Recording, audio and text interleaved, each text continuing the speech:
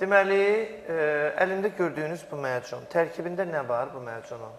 Bal var, arı məhsulları var, çiçək tozundan tutmuş hər şey. Mumya var tərkibində, çərəzli, deməli, qoz, fındıq, badam, bunlardan var tərkibində.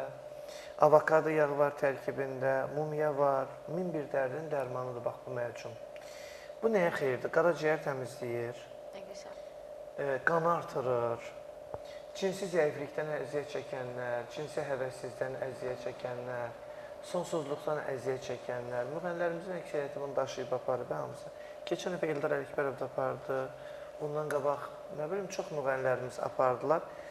Qan azlığından əziyyət çəkirlərsə, ondan sonra immunitetləri aşağıdırsa, bir də görürsən, oturduğun yerdə yuxu basır səni.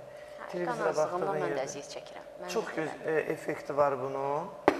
Və mən burada təqdim elədiyim hamısı deməli, məlcundur, məlhəmdir, heç bir dərman vasitəsi deyil.